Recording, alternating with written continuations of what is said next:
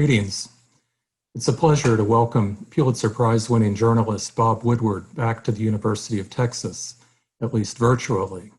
And I want to extend a word of welcome to all who are joining us online. My name is Steve Ennis, and I'm director of the Harry Ransom Center, which holds, among its collections, Bob Woodward's and Carl Bernstein's Watergate Papers. Since the arrival of these papers and the opening of that archive in 2005, numerous students and researchers have benefited from access to this collection of Watergate documents. And over the intervening years, Bob has become a good friend to the University of Texas. He and his Washington Post colleague, Carl Bernstein, created the Woodward and Bernstein Endowment to support the further study and understanding of that national crisis in American political life. For nearly 5 decades, Bob Woodward has been one of our closest observers of the American presidency. He is the author of 20 books, beginning with All the President's Men and The Final Days, both co-authored with Carl Bernstein, and subsequent books extending over the next 8 presidencies, including The Agenda Inside the Clinton White House, Bush at War, and Obama's Wars. Woodward and Bernstein returned to campus with Robert Redford for the 35th anniversary of the Watergate break-in, and Bob was last with us for a discussion of his 2015 book, The Last of the President's Men, at the LBJ Presidential Library. It is a pleasure to have him with us again, even remotely, for a conversation about his latest book, Rage. Seldom has a book been as urgent as this one.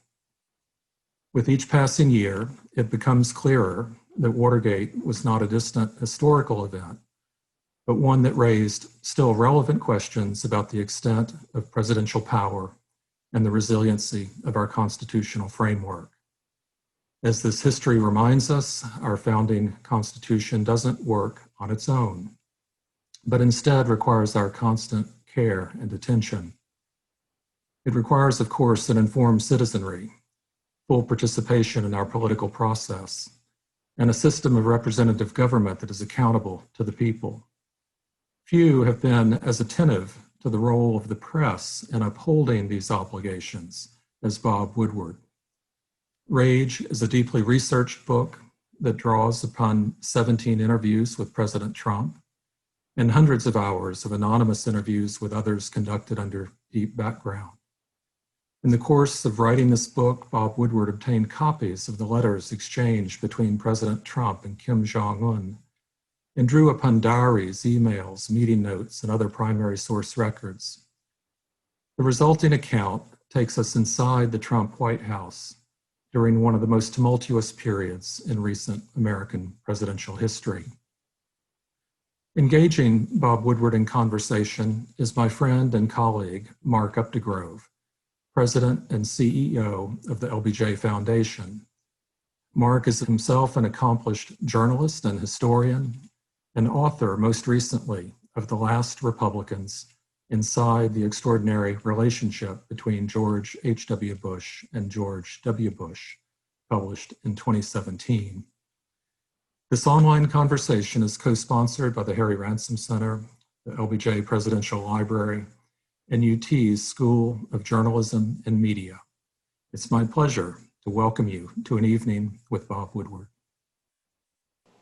So Bob Woodward, welcome and congratulations on the smash success of Rage. Thank you. Well, Bob, you came to national prominence by taking down a president with the journalism that you did with your partner, Carl Bernstein, at the Washington Post in the early 1970s. And since then, you've scrutinized 8 presidents, including our incumbent, Donald Trump, with your book, Fear, which did not exactly paint a flattering picture of Donald Trump. So why would Trump agree to 18 exclusive interviews for your current book? Well, it started out the book 2018 book, Fear, he didn't like and he denounced, and I understand some people close to him said, well, it's all true. And so he had regretted not talking to me for Fear, And so this time he agreed to do it. And it started December 5th last year. I went into the Oval Office, plunked down my Olympus tape recorder and said, this is all on the record, will be recorded for the book that will come out before the election. I did not expect to have the opportunity, as he provided, to interview him 18 or 19 times in the matter of, 10 months, 9 months, and to spend 9 hours and 41 minutes talking to him. But Bob, why would he do it? Why would he talk to you, of all people? You, again, who have scrutinized so many, and you've made it very clear what you think of Trump and his administration. And yet, did he think he could beguile you? He could sway you and bring you over to his side? What was behind that decision? Well, I'm not a psychiatrist. I don't know why he agreed to do it. I promised that he would have his say, and even last week, though he had said earlier some bad things about Rage, he said some great things in the book. And when asked by a Fox News anchor, is the book accurate? Trump said, it's okay, it's fine. I've read your other books, Bob, and it seems to me you've never spoken as frankly to a president as you did to Donald Trump. Was that your feeling as well?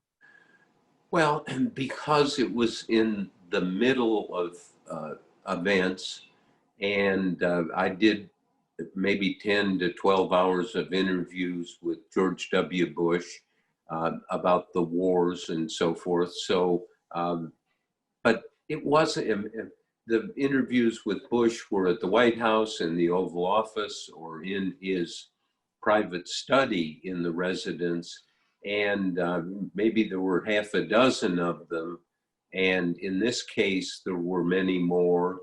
And there was I have to say it, and you see it in the book, Trump is very appealing. He wants to push his point of view. He would say, oh, I write, let me quote him, it said, you write shit about me. And he expected a lousy book, but he kept going on and answering questions. So it provides it is a truly unique history, I believe, a window into his mind and into his presidency. What was the greatest revelation for you, Bob? I mean, you knew this president pretty well, having completed Fear and conducted many interviews, albeit not with Trump, around that book. But what was the greatest revelation that came from this work? Well, first of all, it took me 3 months to get to this, that on January 28th of last year, when his national security advisor, Robert O'Brien, said the virus is coming to the United States, it will be not maybe, but will be the biggest national security threat to your presidency. The deputy, Matt Pottinger, who had been in China in the 2003 SARS epidemic and knew how the Chinese government lied and responded. But Pottinger had, I mean, how important it is to have a source inside, or multiple sources, who will say this is reality. Pottinger had those sources, told the president on January 28th, Mr. President, my sources tell me this is going to be like the 1918 Spanish flu pandemic that killed, I mean, think of this, 50 million people, then killed 675,000 people in the United States. Trump absorbed all of this in the reasoning, and the failure to really lead and protect the country. I once asked Trump, what's the job of the president? And he said, it's to protect the people. Right. He failed to do that. The January 28th of last year should have been a day that the Trump presidency changed. When he had an opportunity to lead in a coming crisis, he had the evidence. He, unfortunately, as I quote Dr. Fauci in the book, saying that Trump is obsessed with re-election. I think the focus is on re-election. I think it's tragic for Trump. I'm really, quite frankly, embarrassed for him that he could not step up to that moment and tell the country the truth in some form. You know all about the presidency and how it works. You are one of the country's experts on our presidents. And in a few days after this meeting in the Oval Office, top secret, told to the president asked questions, absorbed it. A few days later was the State of the Union address. As you know, the State of the Union address, it's in the Constitution, actually requires the president to report what's going on, what's important, where are we heading. He gave his State of the Union address February 4th, so this is a week afterwards. 40 million, this is before the Congress, 40 million people are watching on television. He devoted 15 seconds to the virus and said, we're doing everything we can, which of course was not true. And then he devoted 2 minutes and 45 seconds to Rush Limbaugh.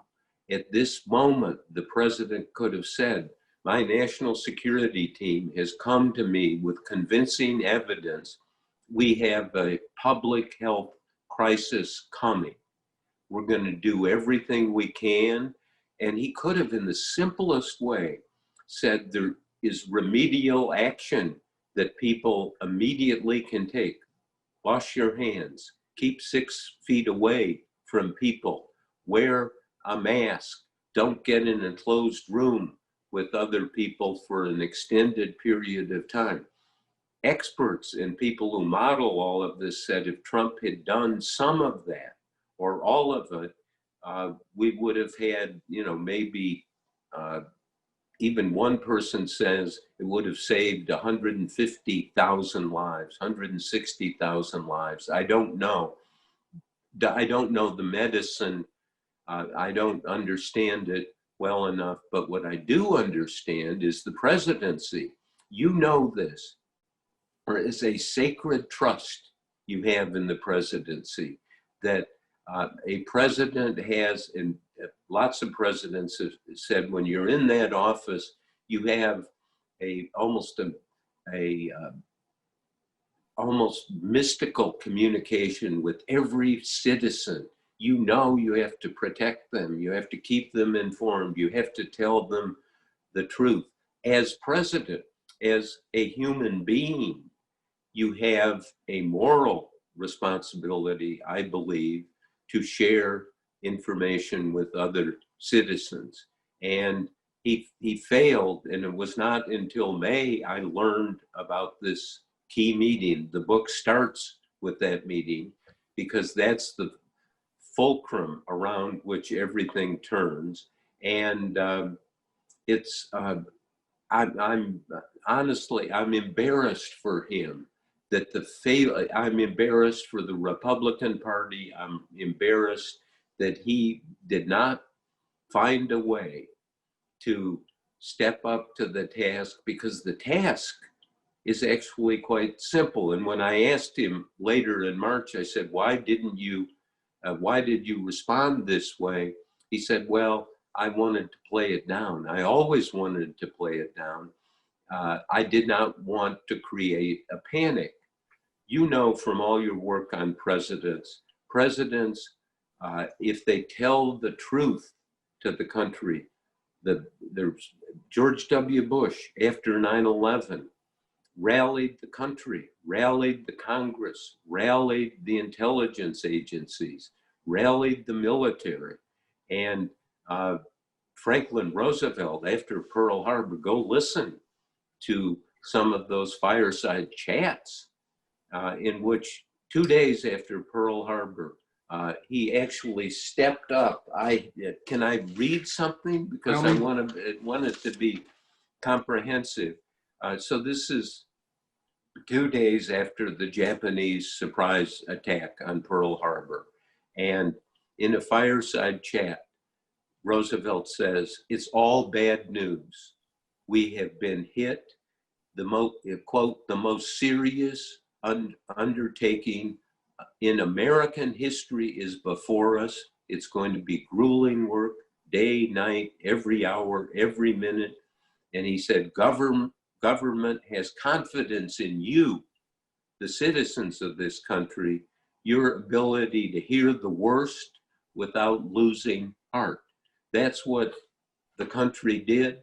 It rallied around and won World War II under his leadership.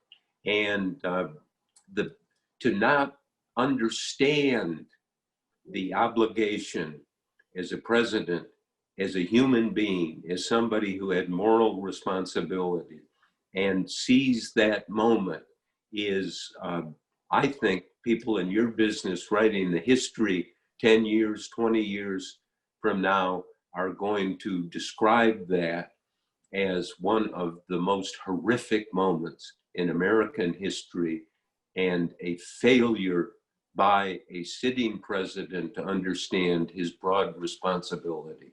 It's breathtaking, Bob, but you look at Richard Nixon, who also misled and lied to the American people, and he leaves office with an approval rating of 26%. This president has clearly lied and misled folks, and he doesn't deny it. It's incontrovertible. You have recorded these conversations with Donald Trump, and yet he still has an approval rating of 40-some%. How do you explain that? Well, I talked to Trump about this. Trump came in 2016 and he seized history's clock. As Barbara Tuchman in her great book, The Guns of August, talks about what happened in before World War I, and that the old order went out in a dying blaze. I believe in 2016, the old order, Republicans, Democrats, independents, and people in the media, and I include myself high on that list or at the top of the list, did not understand what was happening in the country, that you had building, feeling that people who were workers, people who were businessmen, and that they'd been cheated by the elite and been cheated by both parties.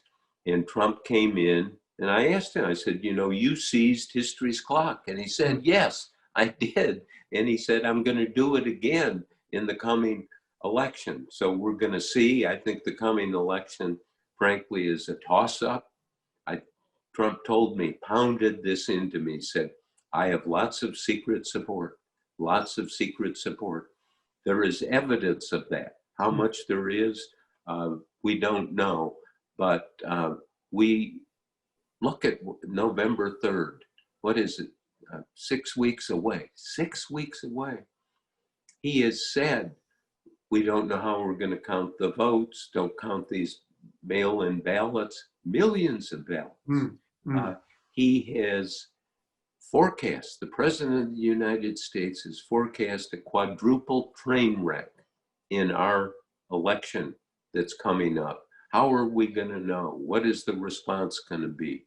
I asked him, the people are saying that you are not going to leave office. And he said, I don't want to comment on that. It's one of the few things he would not comment on. But how do you sort this out? A president, I think it's the obligation of a president to think more about the country than himself. A president who thought about the country and had some sense of how important the electoral process is for our democracy would work out some way with the Democrats and say, we have to make sure it's the fairest election, the most open one, that we can count the ballots in a reasonable time. But Trump, it's all about him. Hmm. It's all about being reelected. And not only, uh, I mean, for the virus, he has smashed the country. I guess he's going to smash the country again with this election. I tremble for what might happen. I want to come back to the election, Bob, but we've talked about history several times. You yourself are an historic figure. You will go down in history. You came to prominence as a journalist, but your books have made you an historian. When you have a revelation like you got from Trump earlier this year around COVID-19 and him deliberately misleading the people, how do you balance your responsibilities between being a journalist and being an historian? It's a absolutely fair question. And when he told me that in February 7th, I can get out a giant stack of articles from the Washington Post and the New York Times. At that time, in January and February, all the discussion was about China. The viruses was in China.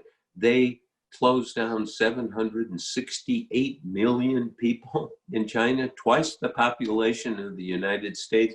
And when they close people down in China, they lock you in your apartment. And it was extraordinary. That was covered, I thought, on February 7th when he told me this. He was talking about China. All the evidence was about China. You know, as a historian, you live your life in chronological order. You don't report or gather evidence in chronological order. It was in May that I discovered about the January 28th meeting and asked him about it, and he confirmed, yes, he didn't remember it, but he knows it was said that he got the warning that I described. So in May, even in March, the virus, everyone knows it's airborne. Everyone knows it's deadly. What am I going to tell them?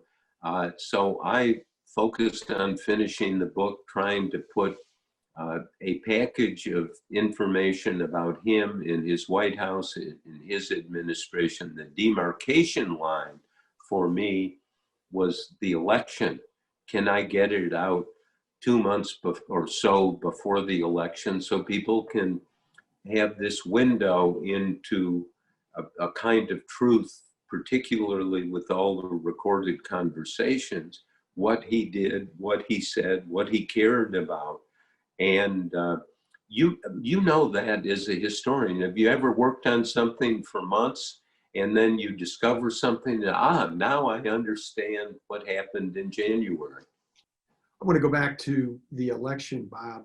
And you mentioned earlier, it seems that Trump's main intent is to get reelected. That's very clear in the book. He wants to get reelected. That's his principal agenda as president right now. What's not clear is what he wants to do with a second term. There's no defining agenda. What does Donald Trump want to do with the presidency if he is elected to a second term? It's a great question, and I don't know, because see, that's not the way Trump thinks. You're talking about planning.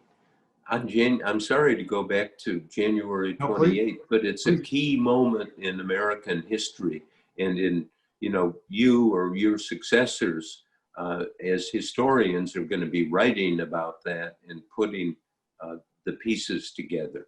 So that's key. But as the book shows, Trump doesn't plan. He doesn't organize. He sends out messages and decisions by impulse, by tweet. I chart in massive detail the experiences of James Mattis, the Secretary of Defense, Rex Tillerson, the Secretary of State, Dan Coats, the #1 intelligence officer in the country, dealing with Trump and dealing with these decisions by tweet. Mattis is so worried, rightly, about a possible nuclear war with North Korea. He goes to the National Cathedral here in Washington. Have you ever been to the National Cathedral? Not for a big service, but just to go in. I mean, it smacks you in the face. This is a place to think about moral responsibility. This is a moment to reflect on your life, how you are doing. And he went in there to pray and reflect and realized, I quote him saying, my God, what's going to happen if I have to incinerate millions of people in order to protect the United States? This was the moment, and Trump talked to me at length about this. He said, we almost had a war. I quote Secretary of State Pompeo saying, yes, Kim Jong-un, the North Korean leader, told him, Pompeo, yes, we were ready to go. Pompeo is quoted saying, I don't know that it was true. It might have been a bluff, but we had to prepare for it. So the Secretary of Defense, who has that responsibility, has to prepare for it. It's one of the most chilling chapters in the book about somebody who has that responsibility, who knows Trump isn't into the details. Trump has delegated the authority to Mattis to shoot down a North Korean missile that might come to the United States. And Mattis realizes if he does that, Kim Jong-un could launch dozens of nuclear weapons at South Korea, our allies, Japan, or the United States. And so he might have to recommend to the president, because on his own, Mattis cannot use nuclear weapons, have to be the person recommending to President Trump, we are going to have to use nuclear weapons to make sure our country is kept safe, which is his number one duty as Secretary of Defense. So we dig into these things, and the life these people led working for Trump.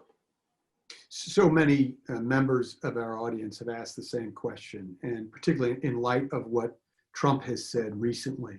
But in your view, Bob, if Trump does not get reelected, will there be a peaceful transfer of power that is the hallmark of American democracy? I don't know. And the fact that I can't answer that is because Trump has made it very clear publicly that he's not going to step aside if there's some questions about it. He has promised. I mean, think of this. President of the United States promising chaos about the November 3rd election.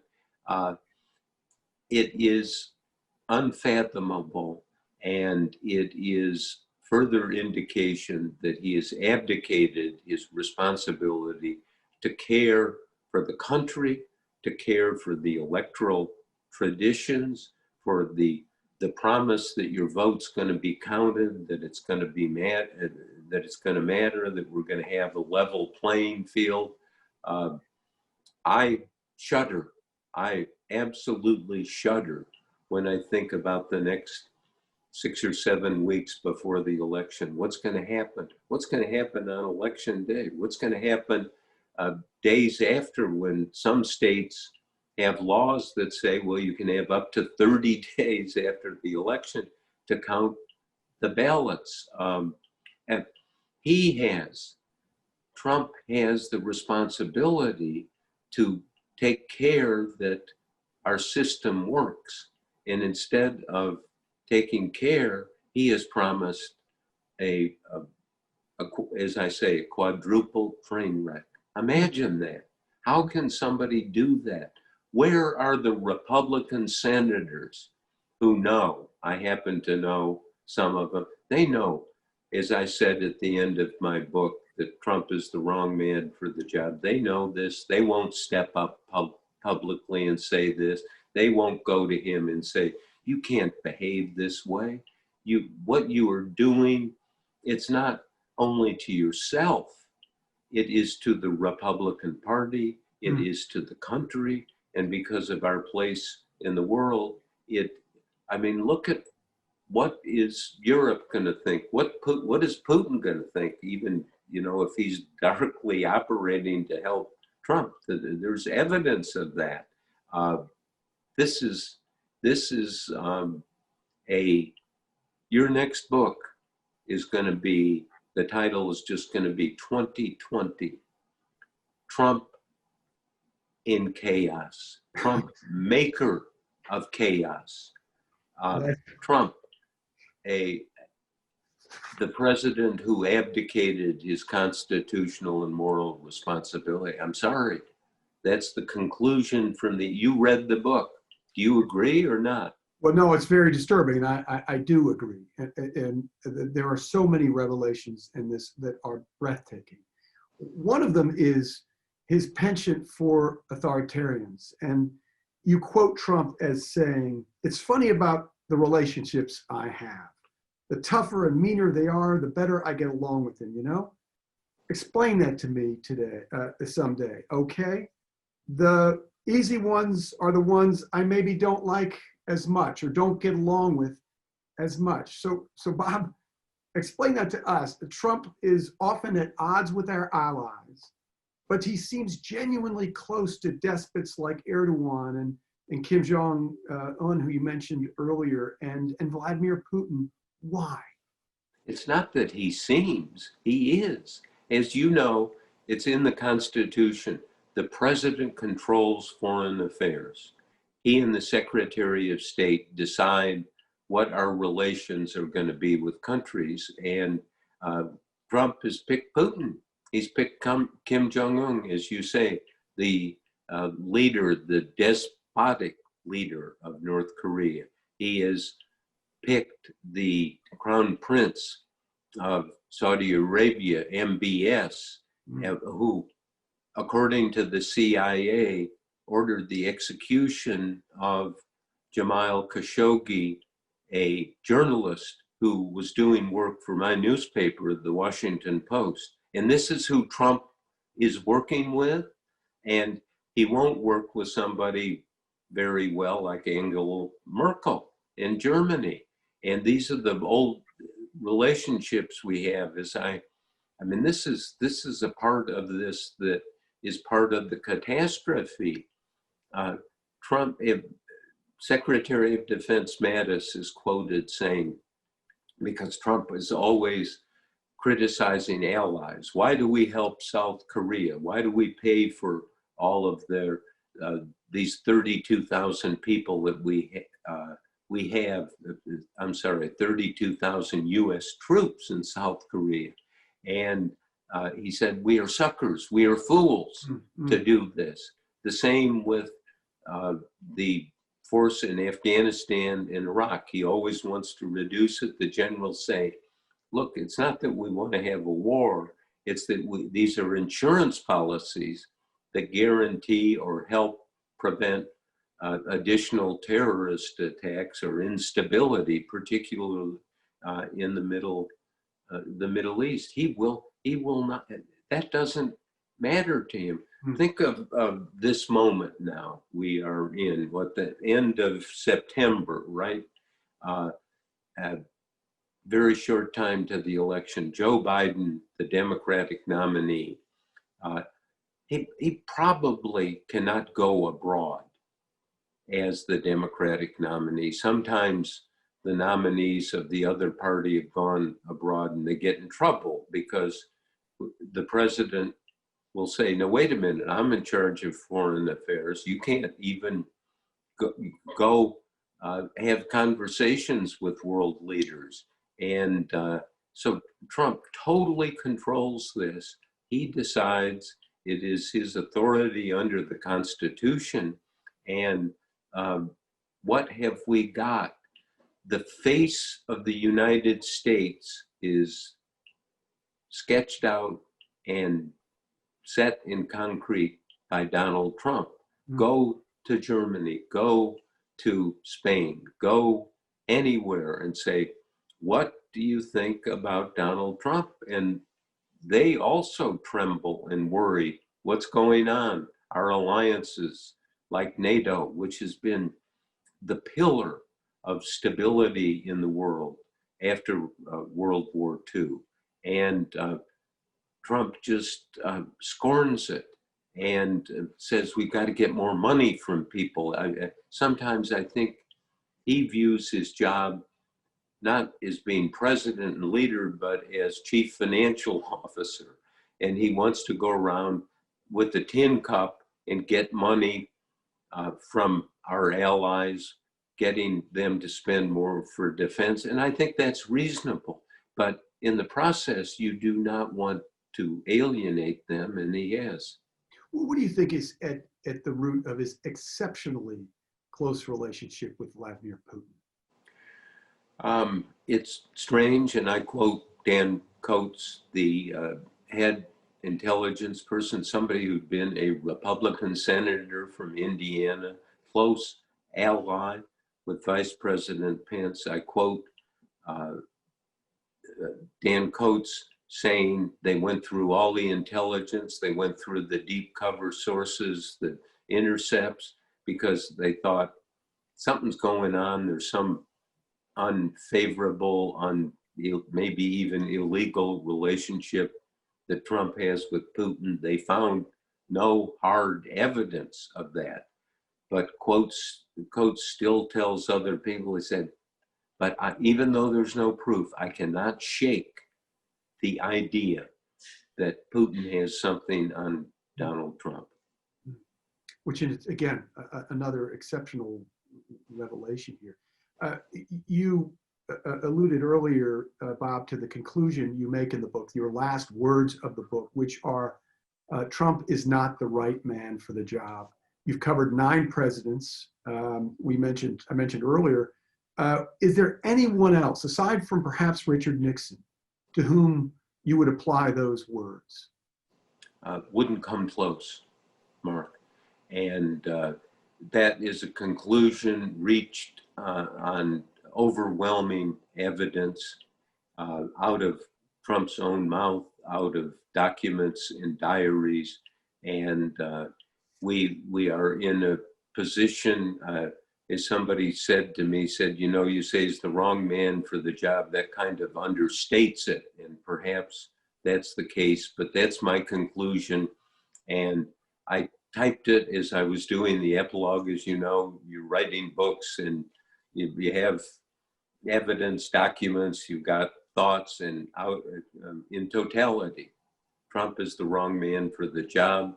I was kind of surprised at myself. I checked with my wife, Elsa Walsh, publisher, John Karp at Simon & Schuster, my 2 trusted and hardworking assistants, Evelyn Duffy and Steve Riley. And I said, what do you think? And they knew all the information, all the interviews, not just with Trump, but with key people in the administration, and an authoritative report of what went on. And they said, it was fascinating for me. They spoke with one voice and said, this is a book about truth. How do you not write the truth as you see it? You have an obligation at this point. And after the book came out, lots of people, lots of friends have said to me, of course you had to write that. If you had not, said you would join the chorus of Republican senators who know that he's the wrong man for the job, but won't say publicly. You can't hide as a author or as a journalist. You can't hide in silence when you're trying to write about truth. Now, people may disagree with me. That's fine. That's my conclusion.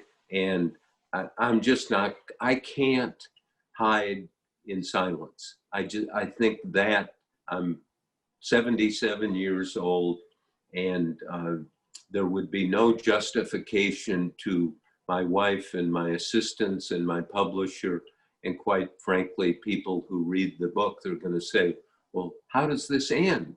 What does he really think? And so that's the choice I made. I also understand that people may disagree with that and think that is the wrong course to take, but that's the one I chose. Well, we end on a very sober note, but it's a very sobering time. And Bob Woodward, thank you very much for being here, and congratulations on Rage. And thank you for the great work you do. Thank you, Mark.